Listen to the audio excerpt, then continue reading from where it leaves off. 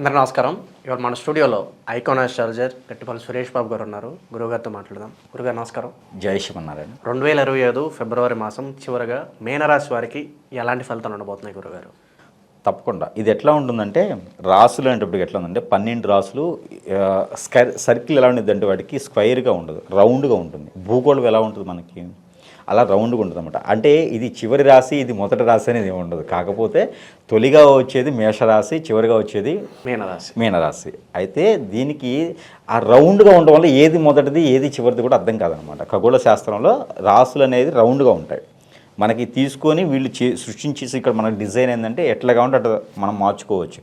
కానీ గ్రహాలన్నీ కూడా ఇలానే ఉంటాయి, స్క్వైర్గా ఉండవు, అవి రౌండ్గా ఉంటాయి అన్నమాట. గాజు రూపంలో ఉంటాయి గ్రహాలన్నీ. అయితే అవి ఖగోళంలో మనకి ఔటర్ రింగ్ రోడ్ ఎలా అయితే ఉంటుందో అలా తిరుగుతూ ఉంటాయి అన్నమాట. ఒక గ్రహానికి ఇంకొక గ్రహానికి సంబంధం లేకుండా తిరుగుతుంటాయి. కాకపోతే ఒకటేసారి ఒకటే ఇంట్లోకి ఒకటే గాడి మీదకి 4-5 గ్రహాలు వస్తాయి. కాకపోతే ఇప్పుడు ఈ ఒక 2025 సంవత్సరంలో 6-7 గ్రహాలు ఒకేసారి ఒకే రాశిలోకి వస్తున్నాయి. అదొకటి ప్రభంజనం అని చెప్పవచ్చు. మన ప్రపంచానికి కూడా ఏమవుతుంది, కొత్తగా ఏమైనా జరగబోతుందా అని చెప్పవచ్చు. అయితే దాంట్లో ఒకటి మన ద్వాదశ రాశుల్లో ఒకటి మీనరాశి. ఈ మీనరాశి వాళ్ళకి రానున్నటువంటి కాలం ఏదైతే ఉందో, ఈ మార్చి 29వ తారీఖున శని భగవానుడు సంభవిస్తాడు. శని భగవానుడు మీనరాశిలోకి రావడంతోనే వీళ్ళకి శని భగవానుడి యొక్క కృప వల్ల శని స్టార్ట్ అవుతుంది. వీళ్ళకి అష్టమ శని కాకుండా, అంతాష్టమ శని కాకుండా శని దశే స్టార్ట్ అవుతుంది అనమాట. వీళ్ళకి శని మహర్దశని చెప్తారు. దానికి 19 సంవత్సరాల పాటు ఉంటుంది. అలా అని చెప్పేసి చాలామంది భయపెడుతూ ఉన్నారు. కానీ అలాంటి బాధలైతే మీనరాశికి లేవు. మీనరాశిలో శని భగవానుడు మంచి చేస్తాడు. ఎవరు కూడా మీనరాశి వాళ్ళు భయపడే అవసరం లేదు. మీనరాశిలో శని భగవానుడు 2.5 సంవత్సరాలే ఉంటాడు. 2.5 సంవత్సరాలు ఉన్నా మళ్ళీ వెనక్కి ముందుకి అటు ఇటు తిరుగుతూనే ఉంటాడు, ఇబ్బంది లేదు. అందువల్ల అష్టమ శని, అర్ధాష్టమ శని, లేకపోతే శని భగవానుడు శని దశ, శని మహర్దశ అలాంటివి ఏమీ బాధించవు. కుంభరాశిలో శని భగవానుడు ఉంటే బాధించేంత తీరిగా మీనరాశిలో శని భగవానుడు బాధించడు. ఇది గుర్తుపెట్టుకోవాలి అందరూ. చాలామంది భయపడుతూ ఉన్నారు. పిండి వంటలు కూడా చేసుకుని తింటున్నారు ఈ మధ్యన. నేను చూసా మీనరాశి వాళ్ళు పిండి వంటలు వండుకొని తినడం అంటే 19 సంవత్సరాల పాటు మేమేం తినలేమేమో, మొత్తం కోల్పోతామేమో, ఆరోగ్య స్థితిగతులు ఉంటాయేమో, అందరూ దూరం అవుతారేమో. అంటే పక్క రాశిలో ఉన్నప్పుడు అలా లేనిది మీ రాశిలోకి వచ్చినప్పుడు ఎందుకు తోటలాగా అలా అయితే ఏమి ఉండదు. మీనరాశిలో శని భగవానుడు బాగుంటాడు, వాళ్ళకి మంచి చేస్తాడు. అలానే మీనరాశి వారికి గురు బలం కూడా ఎక్కువ ఉంది. మొదటి సంవత్సరంలో గురు బలం బాగుంది, బుధ బలం ఉంది, రవి బలం ఉంది. అలాంటప్పుడు శని భగవానుడు ఏం చేస్తాడు? పెద్ద బాధించడు. కాతే చేస్తాడు. ఎలాంటిది?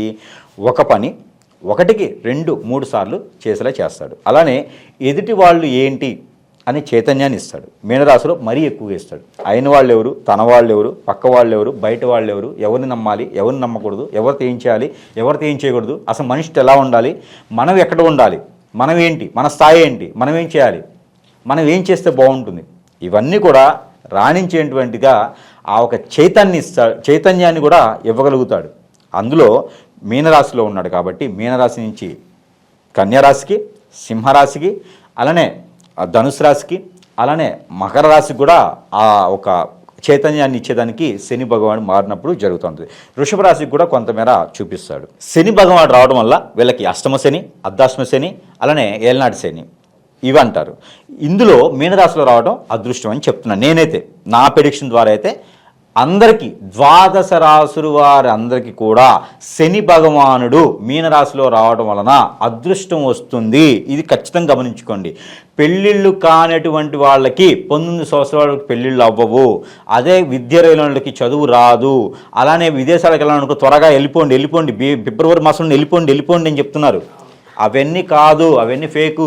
అలా సంవత్సరం పొడుగుతూ ఒకేసారి తినేస్తామా? ఇప్పుడు ఒక 10 ఎకరాల పొలం ఉంటుంది, 100 బస్తాలు బియ్యం వండుతుంది. ఆ 100 బస్తాలు నాకు మరి డబ్బులు కోల్పోతాము, 100 ఎకరాలు పోతాయని చెప్పేసి నేను దేశాల మీద పోతామా? శని భగవానుడు ఉన్నాడని చెప్పేసి. గ్రహాన్ని మనం మార్చలేం, గ్రహ స్థితిగతులు మార్చలేం. కానీ గ్రహాల యొక్క శుభదృష్టిని అశుభ దృష్టిని శుభదృష్టిగా మార్చవచ్చు. అవి ఎలా? మనం చేసేటువంటి పరిహారాలు, మనం చేసేటువంటి పనులు. ఇప్పుడు మీకు ఆర్థికంగా వెనకబడి ఉన్నారు. ఇప్పుడు నేనున్నాను, నాకు ఆర్థికంగా వెనకబడి ఉన్నా, నాకు అప్పులు కూడా ఉన్నాయి. నేను పోయేసి పని చేసుకుంటే నా అప్పులు బాధ తగ్గుతుంది, లేదా నీకు తినడానికి నడుస్తుంది. నాకు ఏదన్నా చెడు అలవాటు ఉంది, మందు అలవాటు, పేకాట అలవాటు ఉంది. ఇది ఇంకొక అప్పు తీసుకొచ్చి పేకాట చేస్తావుగా, ఇంకొక అప్పు తీసుకొచ్చి నువ్వు మందు అవుతూ ఉంటావు, నువ్వు బాగుపడేది ఎక్కడ? నీకు కుబేరుడు ఉన్నా కూడా అయిపోతుంది, తింటూ కూర్చుంటే కొండలు కూడా కరిగిపోతాయి. నీకు శని భగవాన్ శుభదృష్టి లేదు, అశుభ దృష్టి ఉంది, ఇంకొక శుభదృష్టి ఉందని నువ్వు ఏం పని చేయకుండా గ్రహాల నుంచి లెక్కేసుకుంటే నీకు మంచి ఎక్కడ జరుగుతుంది? జరగదు కదా. మన పని మనం చేసుకుంటే ఎలాంటి గ్రహమైనా అశుభ దృష్టితో ఉన్నా కూడా నీ కష్టానికి నువ్వు ప్రతిరోజు చెమట చిందిస్తే, చెమట చిందించాల్సిన వాటిల్లో పరిగెత్తుతుంటేనో, వాకింగ్ చేస్తేనో, సైకిల్ దొక్కటేనో కాదు, జెయింట్ వీల్ ఎక్కితేనో, లేకపోతే జిమ్లో చాలా రకాలు ఉంటాయి వాటిని డ్రమ్స్ చేస్తేనో చెమట పట్టడం కాదు, ఇలా చెమటలు కాదు. మీరు కష్టపడి పని చేస్తే ఎలాంటి గ్రహం కూడా మిమ్మల్ని బాధించదు. మరొక మాట, శని భగవానుడు నడిచేటువంటి కాలంలో ఎవరైతే మీనరాశి వారు ఉన్నారో, అలానే కొన్ని రాసుల వారు ఉన్నారు, వృషభ రాశి, అలానే కన్యా రాశి, సింహరాశి, అలానే మకర రాశి, ఈ రాసుల వాళ్ళకు కూడా కొంతమేర ఎఫెక్ట్ ఉంది. కాబట్టి వీళ్ళెవరు కూడా ప్రతిసారి 5 నిమిషాలకు ఒకసారి యూట్యూబ్ ఓపెన్ చేసేసి వారి ఒక యాప్స్ ఓపెన్ చేసి మా జాతకం ఎలా ఉంది, మా జాతకం ఎలా ఉంది, మా జాతకం ఎలా ఉందంటే మీ జాతకంకి ఏం కాదు.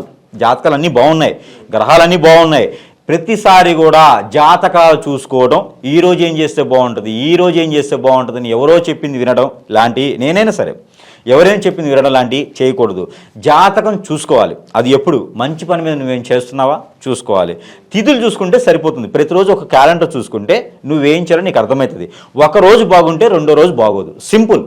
ఏ మనిషికైనా, ఏ రాశికైనా, ఏ నక్షత్రానికైనా, ఏ దశకైనా, ఏ అంతర్దశకైనా నీకు ఏది బాధిస్తున్నా కూడా మీనరాశి వారికి ప్రత్యేకంగా చెప్తుంది. ఎందుకంటే వాళ్ళకి కొంత అన్ని రకాలుగా వాళ్ళు ఏం చేస్తారంటే నక్షత్రాలని, గ్రహాలని, వాళ్ళకి ఏంటంటే శని భగవానుడు ఉన్నాడు కాబట్టి అవే చూసుకుంటూ ఉన్నారు. కాకపోతే ఏ రాశి వారికైనా ఒకటే చెప్తున్నా, గుర్తుపెట్టుకోండి. ఈరోజు మీకు బాగుంది అనుకోండి, రేపు బాగోదు. ఖచ్చితంగా చెప్తున్నా, రేపు బాగోదు. ఎల్లుండి మిశ్రమ ఫలితాలు ఉంటాయి, మళ్ళీ మూడో రోజు బాగుంటుంది. ఇది ఒకటే గుర్తుపెట్టుకోవాలి మీరు. ఇది గుర్తుపెట్టుకుంటే మీకు రాశి నక్షత్రాలు అవసరం లేక. ఈరోజు మీకు ఒక 1000 రూపాయలు కలిసి వచ్చింది అనుకోండి, రేపు బాగోదు. మీకు ఖచ్చితంగా చెప్తున్నా బాగోదు. ఎల్లుండి మీకు ఒక 500 కలిసి వస్తాయి. మళ్ళీ 1000 రూపాయలు కలిసి రావాలంటే ఆవులు ఎల్లుండి రావాలి. అంటే 3 రోజుల మధ్యలో, 2 రోజుల మధ్యలో మీకు స్టెబుల్గానే ఉంటుంది. ఒకరోజు బాగోదు, ఒకరోజు స్టెబుల్గా ఉంటుంది, మళ్ళీ రోజు బాగుంటుంది. ఇది ప్రతి రాశి వారికి గుర్తుపెట్టుకోవాల్సిన విషయం. ప్రతి మనిషి కూడా, ఇందులో మతాలకు సంబంధం లేదు, రాసులకు సంబంధం లేదు, ఏం లేదు. ప్రతి మనిషి గుర్తుపెట్టుకోవాల్సిన విషయం ఏంటంటే ఈరోజు బాగుంటే మరి ఒక 2 రోజుల తర్వాతనే మీకు బాగుంటుంది. ఇది సూక్ష్మంగా మీరు ఆలోచించుకోవాలి. దీనికి యూట్యూబ్లో ఆన్లైన్ చేసి ఏ రాశి వారికి ఏ గురువు గారు ఏం చెప్పారని వాళ్ళకు పెద్ద కాంట్రవర్సీ చేసే అంత అవసరం లేదు. ఈ గురువు గారు ఇది చెప్పారు నాకు కలిసి వచ్చింది, ఈ గురువు గారు ఇది చెప్పారు నాకు కలిసి వచ్చింది, ఏం లేదు. ఇవన్నీ కూడా మీకు శాంతి పలకడానికి, గ్రహాల రీత్యా అనుకూలంగా ఉండడానికి, మీకు ఏదైతే చెడు గ్రహం ఉందో అది శుభదృష్టిగా మారడానికి మాత్రమే గురువు చెప్తారు. అందులోనూ మీకు నడిచిన దశ, అంతర్దశలు ఏవైతే ఉన్నాయో అవి కూడా చూసుకోవాలి. ఎవరు కూడా గురువులు ఏదో చెప్పారని భయపడకుండా ఉండొద్దు. వాటికి సంబంధించిన పరిహారాలు ఉంటాయి, అవి చేసుకుంటే సరిపోతుంది. గురువు ఏది కూడా అనుభవం మీద చదువుకున్నది చెప్తారు. అంతేగాని స్వంతగా రాసో రిక్కించో నిన్నేదో ఇబ్బంది పెట్టాలనో కాదు. కక్ష ఎవరి మీద ఉండదు. ఇలా ఉంటుంది అని చెప్తారు తప్పితే కక్ష ఏ గురువుకు ఉండదు కదా. నచ్చితే చేసుకో, నచ్చకపోయిందనుకో. ఇప్పుడు అడవిలో తిరిగే వాళ్ళకి ఏ జంతువు ఎక్కడుంది, ఏ ఊపి ఎక్కడుంది అని చెప్తారు. కొత్తగా అడవిలోకి వచ్చారనుకో ఎవరైనా, వాళ్ళకి చిన్న అటులు వెళ్తే ఊపి ఉంది, దూకిపోతావు. ఇట్లా వెళ్తే ఒక జంతువు నేను మింగేస్తే నువ్వు పోతావు అని చెప్తాడు.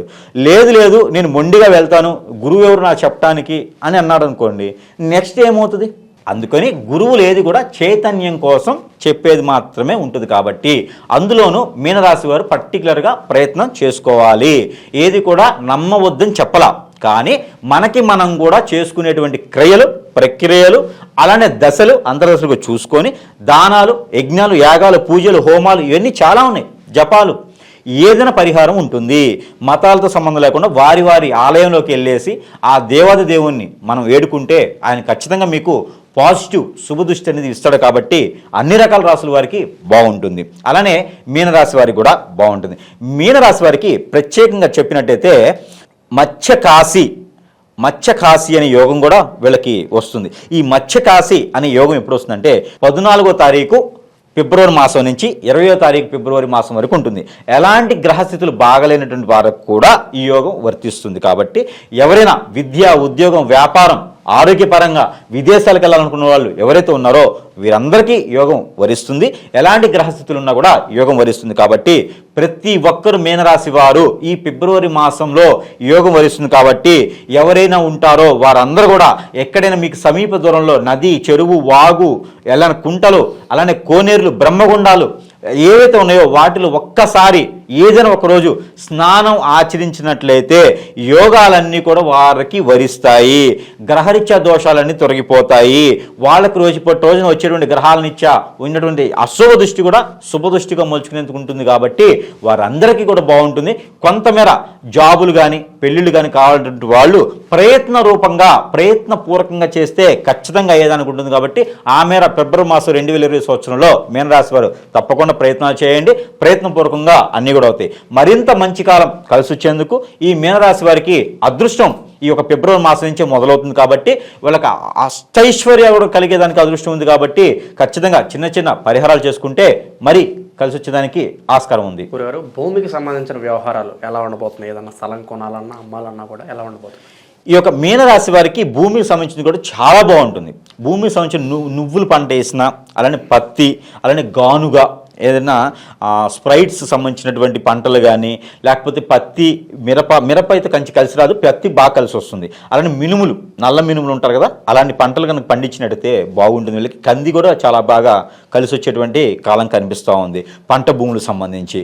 అలానే కనుక ఫ్లాట్లు, రియల్ ఎస్టేట్స్, అపార్ట్మెంట్లో ఫ్లాట్స్ ఇలాంటి ఎవరైనా వ్యాపారం చేస్తే కూడా రియల్ ఎస్టేట్ రంగాల ఆడవాళ్ళకి చాలా బాగుంది, స్త్రీలకి చాలా బాగుంది, మగవారికి కూడా బాగుంది. కొన్ని పరిహారాలు చేసుకుంటే ఇంకా బాగుంటుంది. ఇంకోటి ఉంది, మీనరాశి వారికి ఫిబ్రవరి మాసం మొత్తం కూడా ఈ యోగాలు వర్ణిస్తాయి. కాబట్టి వీళ్ళకి దిష్టి దోషాలు ఎక్కువ ఉన్నాయి. నరదిష్టి, ప్రకృతి నుంచి వచ్చే దృష్టి, నరఘోష ఎక్కువ కనిపిస్తూ ఉంది. కొత్తగా ఎవరైనా వ్యాపారాలు చేయాలనుకుంటే కొంతమేర ఆగటం మంచిది. వీళ్ళకి డబ్బు ఉంది, ఏదైనా చేయగలుగుతారు అనే ఒక దృష్టి ఎదుటి వాళ్ళకి చాలా ఉంది.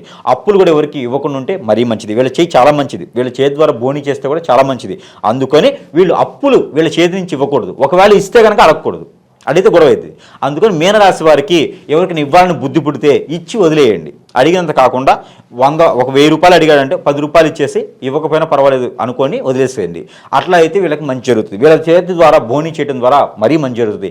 పొలిటీషియన్స్, రాజకీయ రంగాలు, అలానే సినీ పరిశ్రమలో ఎవరైనా అడుగు పెట్టాలనుకుంటే ఈ యొక్క ఫిబ్రవరి మాసం అడుగు పెట్టినట్టయితే ఖచ్చితంగా వాళ్ళు అద్భుతంగా రాణించడానికి, అతి తక్కువ కాలంలో రాణించడానికి ఆస్కారం ఎక్కువ కనిపిస్తుంది. కాబట్టి వీళ్ళకి రంగాలన్నింటిలోనూ పాలించేందుకు బాగుండేలాగా వీళ్ళకి తగినటువంటి పరిహారాలు కూడా చెప్పేదానికి చూస్తాము. ఈ పరిహారాలు చేసుకున్నట్టయితే ఈ మాసం మొత్తం కూడా కొంతమేర మీనరాశి వాళ్ళకి అదృష్టం అని చెప్పుకోవచ్చు. గురుగారు, ఆరోగ్యపరంగా మరి ఎలా ఉండబోతుంది ఈ మాసం వీళ్ళకి? ఆరోగ్యపరంగా అయితే వీళ్ళకి మీనరాశి వాళ్ళకి ఆస్తమా లాంటి రుమ్మతులు ఉంటే మాత్రం కొంతమేర వీళ్ళకి అదృష్టం తక్కువగానే ఉందని చెప్పుకోవచ్చు. ఆస్తమా లాంటి రుమ్మతులు ఉన్న వాళ్ళు కొంతమేర జాగ్రత్త తీసుకుంటే మంచిది. వేరే అన్ని రకాల ప్రాబ్లమ్స్ పర్వాలేదు. బ్లడ్కి రిలేటెడ్ ప్రాబ్లం కూడా కొంత కనిపిస్తూ ఉంది.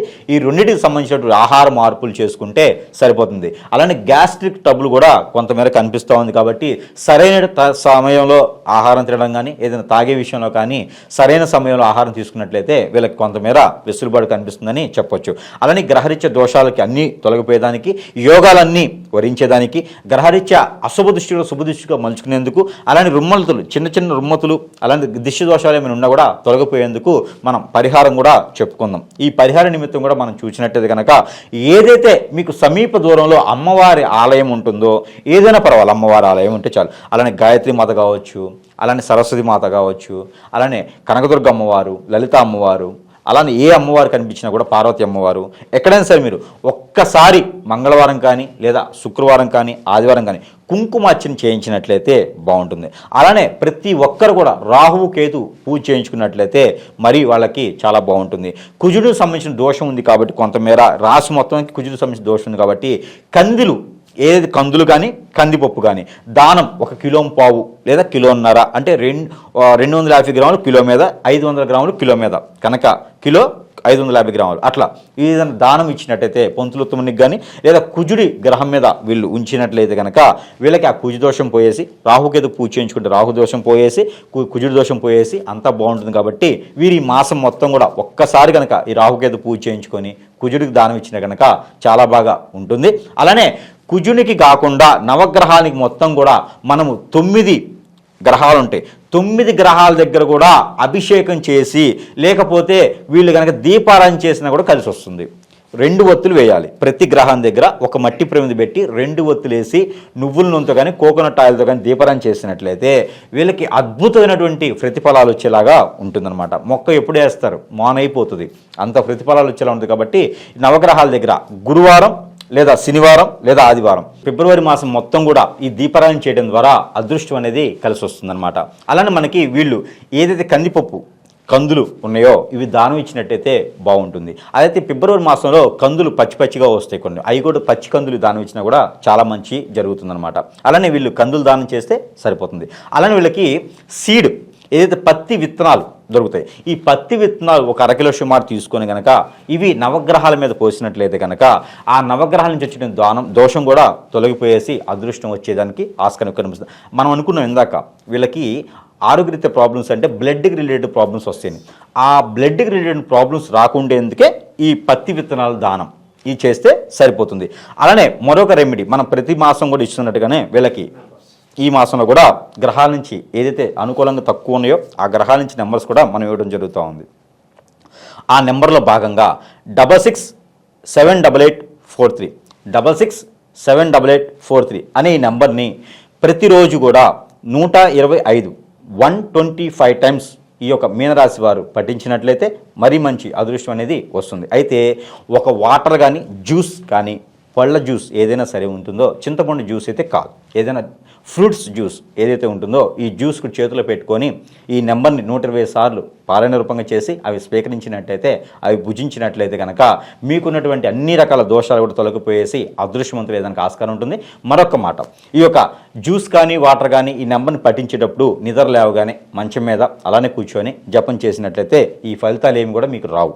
అలానే మంచం దిగేసి మీరు బ్రష్ కానీ ఏమైనా చేసినట్టయితే బ్రష్ వాష్ చేసుకొని అలానే బ్రష్ చేసుకొని ఫేస్ వాష్ చేసుకొని కింద కాకుండా మంచం మీద కాకుండా ఒక స్టూల్ మీద కానివ్వండి, అలానే ముక్కాల పీట మీద కానివ్వండి, అలానే ఒక పీట చాప కానీ వేసుకొని కూర్చొని చేసుకున్నట్టయితే ఈ నెంబర్ నుంచి వచ్చేటువంటి ఏదైతే ఉందో అది మీకు ఫలించేలా ఉంటుంది. కాబట్టి ఆ మేర అందరూ కూడా ప్రయత్నం చేసి ఈ యొక్క మీనరాశి వారు ఫిబ్రవరి మాసం మొత్తం కూడా అదృష్టవంతుల వాళ్ళని కోరుకుంటా ఉన్నాను. జై శ్రీమన్నారాయణ.